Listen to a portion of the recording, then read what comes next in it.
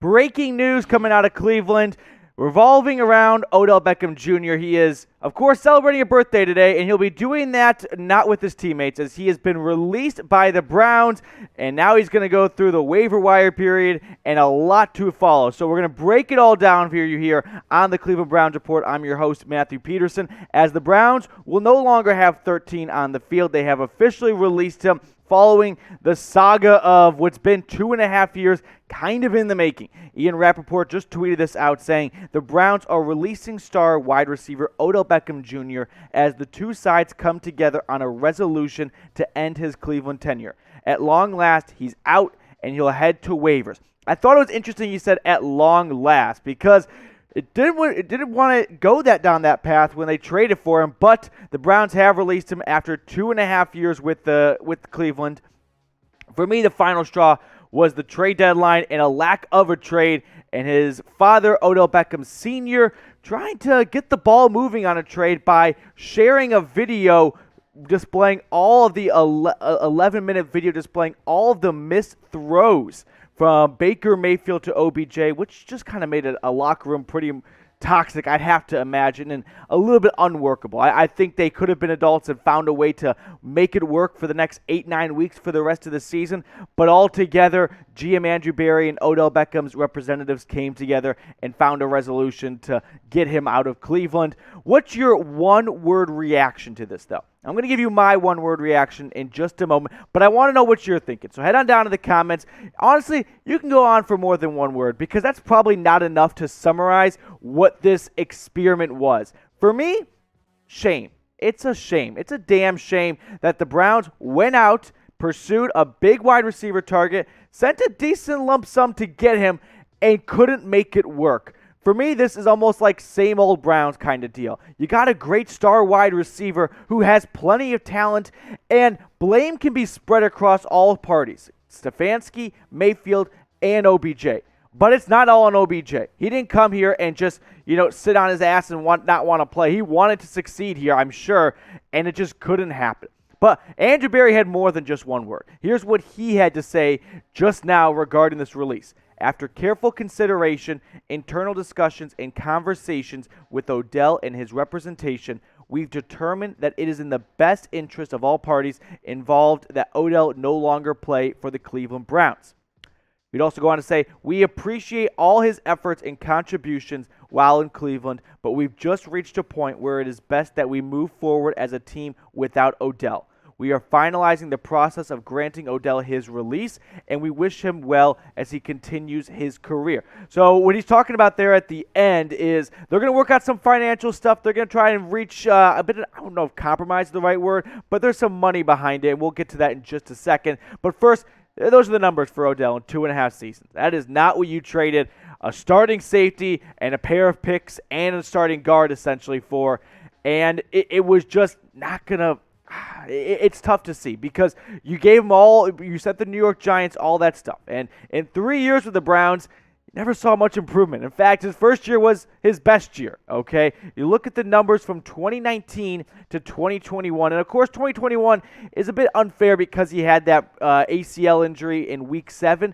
But still, those numbers aren't very good through 6 weeks to begin with anyway. The first year looked promising, and he had flashes in the second year. Remember the Cowboys game? He was single-handedly at one point winning the game for the Browns. He was creative. They found ways to involve him in the offense. But even Stefanski said in a press conference not long ago, it's on me. I've got to get him more involved in the offense. I've got to scheme ways to get him more touches. And altogether, the Browns just didn't do that. And his last game with Cleveland, 1 reception for 6 yards. That's a pretty poetic ending, I think, that summarizes his tenure in Cleveland pretty well to me.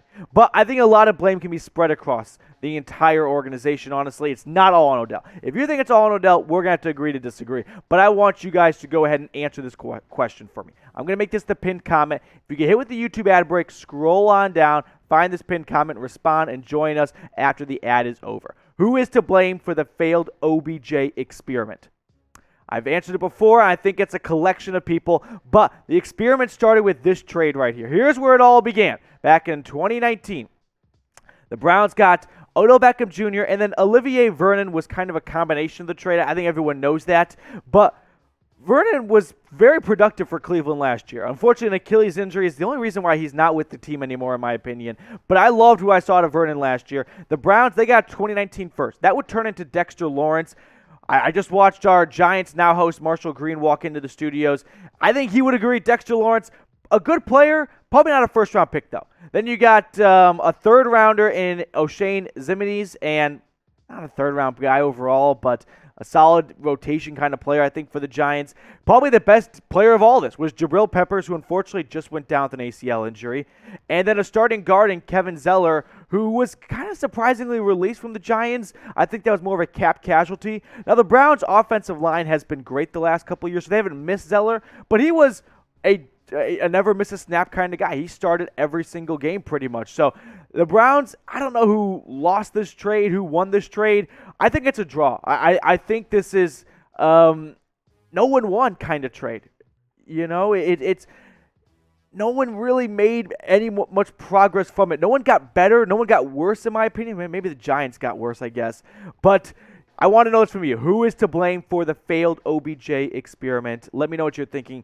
I don't know if it's a combination. I don't know who gets most of this pie, but it's on Stefanski for not getting the ball more to Odell. It's on Baker Mayfield for missing Odell, like the Vikings game and the Chargers game, especially that Vikings game. Odell was open for a walk-in touchdown, and Baker just could not connect with him. And it's on Odell, too, because you got to admit, his attitude at times was poor at best. He was asking to be traded, apparently. At least that's what the Browns have leaked. So it never really seemed like Odell wanted to be in Cleveland to begin with.